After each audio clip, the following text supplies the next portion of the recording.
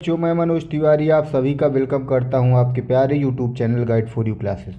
प्यारे बच्चों, आज हम लोग यहां पे बहुत ही इंपॉर्टेंट टॉपिक के बारे में डिस्कशन करेंगे और बहुत ही इंटरेस्टिंग वे में चीज़ों को हम लोग समझने का क्या करेंगे, प्रयास करेंगे। एक एक पॉइंट के बारे में हम लोग चर्चा करेंगे और ये हमारा टॉपिक जो है जिसका नाम क्या है, आरबीआई।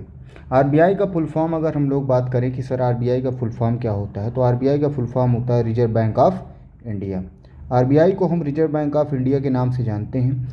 प्यारे दोस्तों, यहाँ पे हम बहुत ही अच्छे तरीके से पॉइंट को समझेंगे और बहुत ही अच्छे तरीके से चीज़ों को हम लोग समझने का प्रयास करेंगे। एक एक पॉइंट कम टाइम पे आप बहुत सारी चीज़ों को समझ पाएंगे, तो थोड़ा ध्यान से देखिएगा। जैसा कि आपने अभी अभी देखा कि आरबीआई का फुल फॉर्म क्या होता है, रिजर्व बैंक ऑफ इंडिया होता है। आरबीआई की यहाँ पे स्थापना कब हुई, थोड़ा ध्यान से बात समझना। आरबीआई की स्थापना करने के लिए एक पहले एक्ट पास किया गया जिसका नाम क्या था, आरबीआई एक्ट पास्ड इन का 1934 का एक्ट। बहुत इंपॉर्टेंट है और कई बार एग्जाम में यहाँ से क्वेश्चन पूछा जा चुका है कि सर जो आरबीआई का एक्ट आया है वो आरबीआई का एक्ट कब आया है। तो याद रखना, आरबीआई का एक्ट कब आया है, 1934 में आया। आरबीआई अधिनियम 1934 में पास किया जाता है और आपको पता है आरबीआई एक प्रकार की क्या है, स्टैट्यूटरी बॉडी। एग्जाम में कई बार क्वेश्चन आ चुका है कि सर स्टैट्यूटरी बॉडी क्या होती है। तो याद रखना प्यारे बच्चों, स्टैट्यूटरी बॉडी हम उस बॉडी को कहते हैं जिसे हम किसी एक्ट जिसका हमारे संविधान में कोई क्या है, डिस्क्राइब नहीं किया गया है, जिसका हमारे संविधान में कोई उल्लेख नहीं होता है, उसे हम क्या बोलते हैं, स्टैट्यूटरी बॉडी बोलते हैं। मतलब वो बॉडी जो किसी एक्ट के द्वारा इस्टेब्लिश की जाती है उसे हम क्या बोलते हैं, स्टैट्यूटरी बॉडी बोलते हैं। जैसे आप देख सकते हैं कि आरबीआई का इस्टेब्लिशमेंट कब किया गया, 1934 में। तो ये एक्ट के माध्यम से किया गया, इसीलिए हम लोग इसको क्या बोलेंगे, स्टैट्यूटरी बॉडी के नाम से हम लोग क्या जानते हैं। एग्जाम में ऑप्शन में सीधा दिखेगा कि आरबीआई क्या है। तो याद रखना, आरबीआई एक वैधानिक निकाय है। आरबीआई क्या है, एक वैधानिक निकाय है, ना कि ये क्या है, कॉन्स्टिट्यूशनल बॉडी है। ना ये संविधानिक नहीं, ये क्या है, वैधानिक है, इसको बनाया गया है, ठीक है ना। दूसरी बात यहाँ पे आप देखेंगे कि RBI is a non constitutional body, इसका हमारे संविधान में कोई उल्लेख नहीं है। इसका मतलब यही है, आरबीआई का हमारे संविधान में कोई उल्लेख नहीं। आरबीआई एक गैर संवैधानिक निकाय है। आरबीआई इज अ क्या, रेगुलेटरी बॉडी। आरबीआई क्या है, एक रेगुलेटरी बॉडी है। सारे के सारे ऑप्शन में मिलेंगे। एक संचालक संस्था के रूप में काम करती है, ठीक है। जितना भी काम होता है बैंक से रिलेटेड आरबीआई के माध्यम से होता है। आरबीआई इज अ क्या, central bank and apex bank of India. Bharat देश का जो सबसे बड़ा बैंक है, जो सबसे सेंट्रल बैंक है, उसका नाम ही क्या है, आरबीआई। यहाँ तक आशा करते हैं आपको बात समझ में आ गई होगी। दूसरी बात अगर हम लोग करें, यहाँ पे थोड़ा ध्यान समझना कि आरबीआई भारत का केंद्रीय बैंक व सर्वोच्च बैंक है। ये बात आपको समझ में आ गई होगी। अगर हम लोग यहाँ पे बात करें कि भारत का सबसे बड़ा बैंक का नाम बताओ, तो क्या बताओगे, आरबीआई।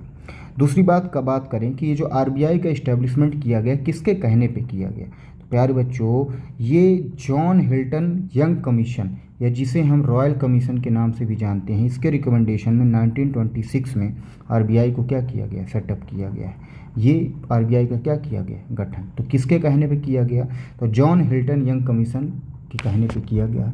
इसे हम रॉयल कमीशन के नाम से, याद रखना डेट कई बार एग्जाम पूछ जाए, कोई जॉन हिल्टन यंग कमीशन कब आया, तो क्या बताओगे, 1926 में आया। दूसरी बात अगर हम लोग यहाँ पे बात करें प्यारे बच्चों कि सर ये जो आरबीआई है, आरबीआई बनाने की सिफारिश किसने की, तो जॉन हिल्टन कमीशन ने की। ये बात आपको पता चल चुकी है, ठीक है ना। अब थोड़ा हम लोग आगे बढ़ते हैं आरबीआई। तो अभी तक आपने क्या देखा, आरबीआई एक्ट कब पास हुआ, एग्जाम क्वेश्चन पूछेगा, 1934 में पास हुआ। आरबीआई कैसी बॉडी, एक स्टैट्यूटरी बॉडी है। आरबीआई एक नॉन कॉन्स्टिट्यूशनल बॉडी है। आरबीआई एक रेगुलेटरी बॉडी है। आरबीआई क्या है, एक सेंट्रल और एपेक्स बैंक ऑफ इंडिया है। और आरबीआई की स्थापना के लिए उसको रिकमेंडेशन किसने दिया था, जॉन हिल्टन यंग कमीशन ने दिया था। आशा करते हैं यहाँ तक ये वाली स्लाइड आपको क्लियर हो गई होगी, एक एक पॉइंट क्लियर हो गया होगा। ये सारे के सारे क्वेश्चन एग्जाम में पूछे जाते हैं, एज इट इज ऑप्शन में दे देगा, तो आपको पता होगा तो आप आराम से टिक कर पाएंगे। बात करें हम लोग आरबीआई एक्ट पास इन, ये तो सारी चीज़ें आपको ऑलरेडी बता ही दिया गया है, ये सारी चीज़ें आप पढ़ चुके हैं, ठीक है। थोड़ा स्लाइड 2 बार रिवाइज हो गई, कोई बात नहीं, ठीक है। यहाँ पे देखिए दूसरी बात कह रहा है, आरबीआई फॉर्म्ड, बहुत बार एग्जाम को, आरबीआई की स्थापना कब हुई, 1 अप्रैल 1935 में आरबीआई को क्या किया गया है, बनाया गया है। और इसका हेडक्वार्टर कहाँ था, कोलकाता में। इसका हेडक्वार्टर कहाँ पे था, तो कोलकाता में था। ये चीज़ ध्यान में आपको बैठा के रखना पड़ेगा। दूसरी बात अगर हम लोग करें कि जब आरबीआई बना तो उसमें टोटल कितना पैसा लगा था, तो 5 करोड़ रुपए के साथ आरबीआई की स्थापना की गई। दूसरी बात यहाँ पे हम लोग समझें कि सर आरबीआई की स्थापना 1 अप्रैल 1935 को कलकत्ता में 5 करोड़ रुपए की प्रारंभिक पूंजी से की गई। याद रखना इसमें 5 लाख शेयर थे, मतलब आप शेयर का मतलब समझ जाओ कि 5 लाख शेयर बनाए गए और हर एक शेयर की वैल्यू कितनी थी, 100 रुपये। इट मीन्स आरबीआई जब शुरू में बना था तो क्या था, एक प्राइवेट थी, ठीक ना। बाद में इसको क्या किया जाएगा, नेशनलाइज कर लिया जाएगा। अब याद रखना 1937 में आरबीआई का जो हेड ऑफिस था उसको शिफ्ट कर दिया गया कोलकाता से, कहाँ, मुंबई। पहले हेडक्वार्टर कहाँ था, अभी भी बताया गया था, पहले हेडक्वार्टर कहाँ पे था, कोलकाता में था। पहले हेडक्वार्टर कहाँ पे था, कोलकाता में था। ये आपको यहाँ पे दिख रहा होगा, पहले हेडक्वार्टर कहाँ पे था, कोलकाता में था। ये पहले हेडक्वार्टर कहाँ था, कोलकाता में। लेकिन बाद में 1937 में कोलकाता कहाँ ट्रांसफ़र कर दिया गया, मुंबई ट्रांसफ़र कर दिया गया कोलकाता से। क्वेश्चन पूछा जाता है आरबीआई का राष्ट्रीयकरण मतलब आरबीआई का नेशनलाइजेशन कब किया गया, तो 1 जनवरी 1949 को आरबीआई को क्या किया गया, आरबीआई का नेशनलाइजेशन किया गया, जिसके हम राष्ट्रीयकरण कहते हैं। मतलब आरबीआई 100% गवर्नमेंट के अंडर में आ चुका था। कब आया, 1 जनवरी 1949। देखो आरबीआई की स्थापना कब हुई, तो याद रखना 1935 में हुई, 1 अप्रैल 1935। आरबीआई का नेशनलाइजेशन कब हुआ, तो याद रखना यहाँ पे 1 जनवरी 1949 को हुआ। और आपको पता होगा आरबीआई 1947 से पहले आरबीआई म्यांमार, जिसे हम पहले बर्मा के नाम से जानते थे, इसके केंद्रीय बैंक के रूप में भी काम किया है। और 1948 तक पाकिस्तान तो हमारा भाग ही था, तो इसके रूप में भी काम किया, इसका सेंट्रल बैंक के रूप में भी काम किया है। बाद में अलग हो गया तो इनका अलग अलग बैंक हो गया, ठीक ना। आरबीआई अकाउंटिंग ईयर, याद रखना बहुत बार एग्जाम क्वेश्चन आ चुका है। आरबीआई का लेखांकन वर्ष मतलब आरबीआई का जो काम होता है, पहले वो काम की डेट थी क्या, 1 जुलाई से लेकर 30 जून, लेकिन बाद में इसको 2020 में चेंज करके क्या कर दिया गया है, 1 अप्रैल से 31 मार्च कर दिया गया है। तो ये भी डेट बहुत ज़्यादा अपने आप में क्या है, इंपॉर्टेंट है। थोड़ा ध्यान से समझने का प्रयास करिए। दूसरी बात अगर हम लोग करें कि आरबीआई की जो ऑफिस होती है, आरबीआई की जो ऑफिस है पूरे भारत में एक हेड ऑफिस है, जो कहाँ पे है प्यारे बच्चों, मुंबई में है। आरबीआई के 4 जोनल लोकल ऑफिस हैं, एक दिल्ली में है, एक मुंबई में है, एक चेन्नई में है और एक कहाँ, कोलकाता में। तो आपको पता होगा दिल्ली, मुंबई, चेन्नई और कोलकाता। और आपको पता होगा टोटल 32 रीजनल एंड सब ऑफिस हैं किसके, आरबीआई के। और अभी अभी सबसे इम्पोर्टेंट आपको इसको याद रखना है कि जो 32 मतलब 32वां है 2023 में कोहिमा में बना है, नागालैंड में। तो याद रखना टोटल कितने हैं, 32। अभी रिसेंटली कौन बनाया गया है, तो आपको पता होना चाहिए 32वां कहाँ बनाया गया, कोहिमा नागालैंड में बनाया गया। RBI board of director, RBI का जो पूरा बोर्ड ऑफ डायरेक्टर होता है उसमें कौन कौन लोग होते हैं, तो उसमें एक क्या होता है, गवर्नर होता है। एक क्या होता है, अभी हम लोग जानेंगे भारत का पहला गवर्नर कौन था, भारत का सबसे लंबा कार्यकाल वाला गवर्नर कौन था आरबीआई का, और आपको अभी बताएंगे कि अभी प्रेजेंट टाइम में कौन गवर्नर, वो आगे बताया जाएगा। 4 डिप्टी गवर्नर होते हैं इसमें, और 4 डायरेक्टर ऑफ जोनल या लोकल ऑफिस के होते हैं। देखो 4, एक गवर्नर होगा, 4 डिप्टी गवर्नर होंगे और 4 क्या होंगे, डायरेक्टर ऑफ जोनल या लोकल ऑफिस के होंगे, ऑफिसर होंगे। और 10 क्या होंगे, डायरेक्टर अपॉइंटेड बाय क्या, गवर्नमेंट ऑफ इंडिया। 10 ऐसे डायरेक्टर होंगे जिनको अपॉइंट किया जाएगा, किसके द्वारा, गवर्नमेंट ऑफ इंडिया के द्वारा उनको क्या किया जाएगा, अपॉइंट किया जाएगा। और आपको पता होगा मतलब भारत सरकार के द्वारा उनकी नियुक्ति होगी। और 2 director appointed by ministry of finance. तो आपको यहाँ पे स्ट्रक्चर में क्या समझ में आया, थोड़ा ध्यान से समझिए। एक तो गवर्नर होगा, 4 डिप्टी गवर्नर होंगे और 4 क्या होंगे, डायरेक्टर ऑफ जोनल या लोकल ऑफिस होंगे, और 10 डायरेक्टर अपॉइंटेड बाय क्या, गवर्नमेंट ऑफ इंडिया, और 2 किसके द्वारा अपॉइंट किए जाएंगे प्यारे बच्चों, director appointed by ministry of finance. तो याद हो चुका होगा, तरीका याद कर लीजिए, 1 4 4 10 2। ये पूरा का पूरा बोर्ड मेंबर। और इसके बोर्ड मेंबर में टोटल मैक्सिमम कितने लोग हो सकते हैं, तो याद रखना मैक्सिमम 21 लोग हो सकते हैं, इससे ज़्यादा नहीं हो सकते हैं, ठीक ना। आशा करते हैं यहाँ तक आपको बातें समझ में आ गई होंगी। दूसरी बात अगर हम लोग करें प्यारे बच्चों कि जो आरबीआई का, यहाँ पे थोड़ा ध्यान से बातों को समझिएगा। ये जो आरबीआई है, आरबीआई के गवर्नर और डिप्टी गवर्नर, आरबीआई के गवर्नर और डिप्टी गवर्नर के बारे में हम लोग जानते हैं कि इनका कार्यकाल कितने का होता है। तो इनके कार्यकाल के बारे में कोई डेफिनेशन, कुछ डिफाइन नहीं किया गया है, कुछ बताया नहीं गया है, ठीक है ना। कोई फिक्स्ड कार्यकाल इनका नहीं होता है। और इनकी अपॉइंटमेंट कौन करता है, तो इनको अपॉइंटमेंट करने के लिए एक cabinet committee on appointment under government of India, cabinet committee बनाई जाती है, किसके अंडर में गवर्नमेंट ऑफ इंडिया के, और जिसका चेयरमैन कौन होता है, पीएम होता है। तो सोच लो पीएम के ही हाथ में है सारा खेल कि कौन गवर्नर बनेगा, समझ रहे हो।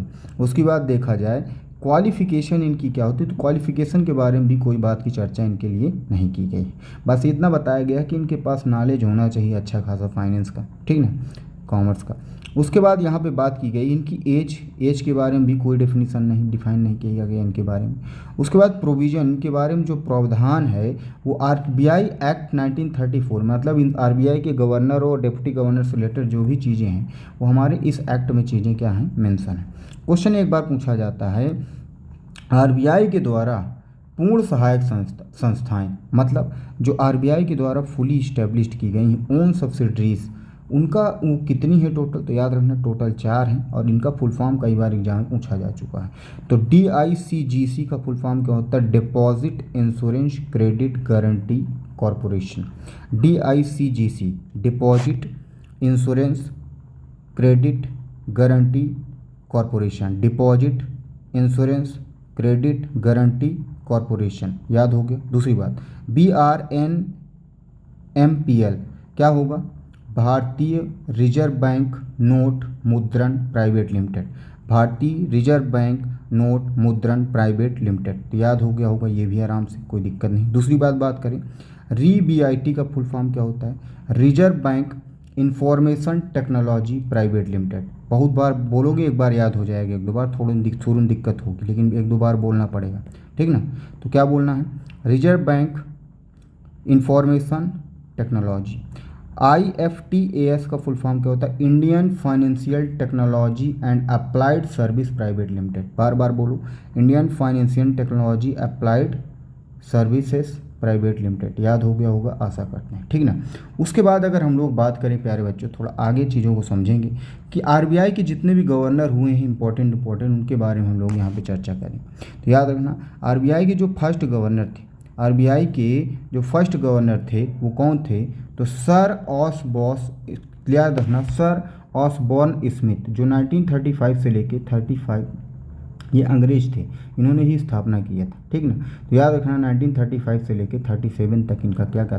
क्वेश्चन पूछेगा आरबीआई का फर्स्ट फाउंडर आरबीआई का गवर्नर का नाम बताओ, तो क्या बताओगे, सर ऑसबॉर्न स्मिथ बताओ। याद रखना सेकेंड आरबीआई के गवर्नर कौन थे, तो सर जेम्स टेलर, कौन थे, सर जेम्स टेलर, और जो कहाँ से उनका कार्यकाल कब तक था, 1937 से लेकर 43 तक था, ठीक ना। बहुत इंपॉर्टेंट, सबसे इंपॉर्टेंट, भारत का पहला भारतीय गवर्नर का नाम बताओ, तो CD देशमुख, इनका कार्यकाल पूछा जाता है कई बार, 1943 से लेकर 49 के बीच में क्या थे, काम किए हैं। दूसरी बात करेंगे सर्वाधिक कार्यकाल, लॉन्गेस्ट टेन्यूअर गवर्नर का नाम बताओ, फोर्थ गवर्नर था जिसका लॉन्गेस्ट टेन्यूअर था, तो क्या बताओगे, याद रखना बेनेगल रामाराव 1949 से लेके 1957 सबसे लंबा कार्यकाल इनका था और फोर्थ नंबर के गवर्नर थे, ठीक ना। तो पहला आपको याद हो जाना चाहिए कौन है, सर ऑसबॉर्न स्मिथ 1935 से लेके 37 तक। दूसरा सर जेम्स टेलर 1937 से लेके 43 तक। फिर आएंगे हमारे इंडियन फर्स्ट गवर्नर जिनका नाम है CD देशमुख 1943 से लेके 49 तक। और फिर आएंगे वेनेगल रामाराव 1949 से लेके 57, लॉन्गेस्ट टाइम पीरियड इन्होंने क्या किया है, बिताया है, सर्वाधिक कार्यकाल।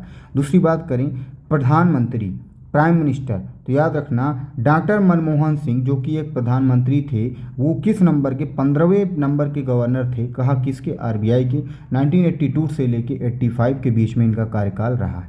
बात करें अगला सबसे शॉर्टेस्ट, तो याद रखना अमिताभ घोष का कार्यकाल था, और याद रखना 1985 में इनका कार्यकाल था। उसके बाद आपको पता होगा 24वें नंबर के गवर्नर का नाम क्या है, उर्जित पटेल 2016 से लेकर 18 तक थे।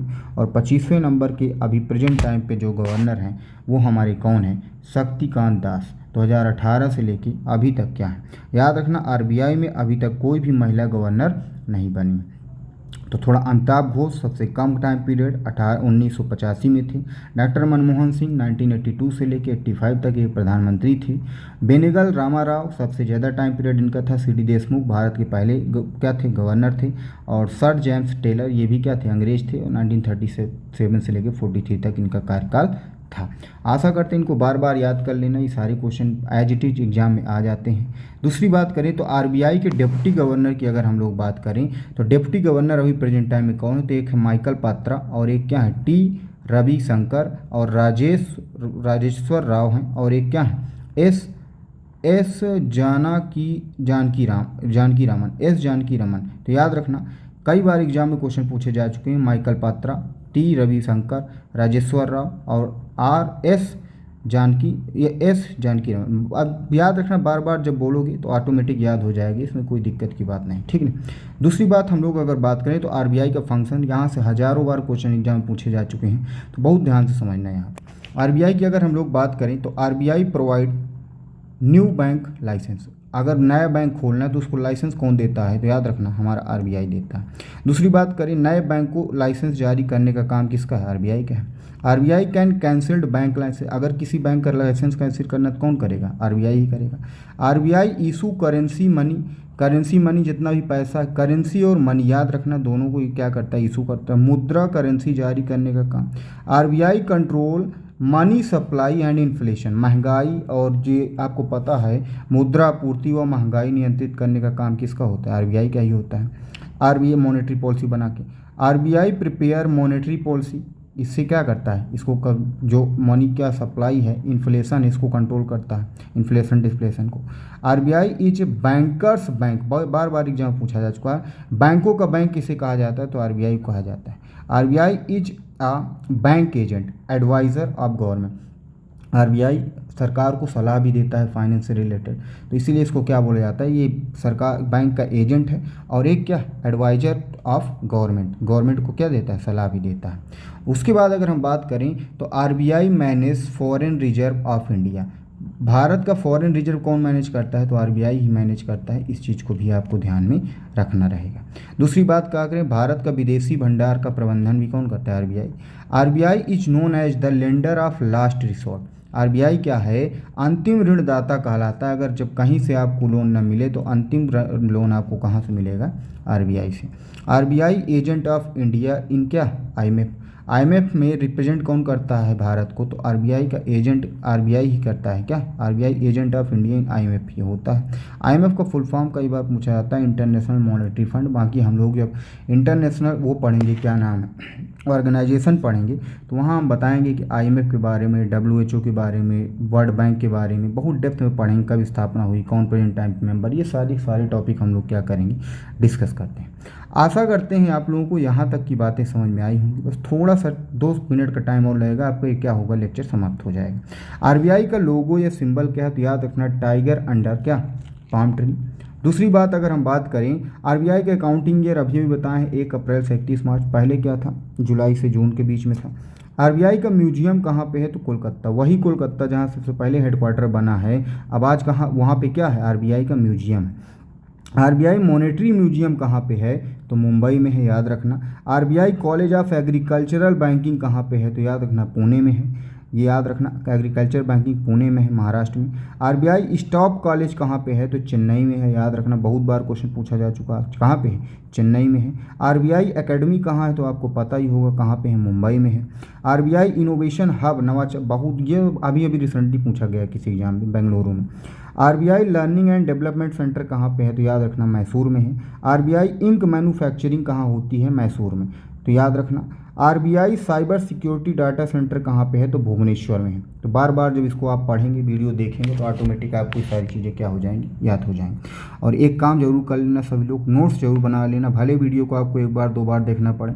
और इसीलिए हम ज़्यादा लंबी वीडियो नहीं बना रहे हैं, ताकि शॉर्ट वीडियो रहे, कम टाइम पर आपका ज़्यादा से ज़्यादा कंटेंट तैयार हो जाए, क्योंकि आजकल कंपटीशन बहुत ज़्यादा है प्यारे बच्चों। जब आप मेहनत करेंगे तो सारी चीज़ें पॉसिबल हो जाएंगी, बस मेहनत के ऊपर डिपेंडेंट है सारी चीज़ें, ठीक है ना। एक कंटिन्यूटी मेंटेन करिए और मेहनत करते जाइए, आपका सिलेक्शन 100% होगा, ठीक है ना। और अगर आपको कंटेंट अच्छा लगा है, वीडियो अच्छा लगा है, तो क्या करिए, लाइक कर लीजिए चैनल को और सब्सक्राइब कर लीजिए चैनल को, ताकि ज़्यादा से ज़्यादा आपको अपडेट मिलता रहे, ठीक ना। और अगर मन करे तो एक प्यार भरा कमेंट भी कर दीजिएगा, ताकि अच्छा फील आए और मोटिवेशन मिले आप लोगों को वीडियो बनाने के लिए। ओके।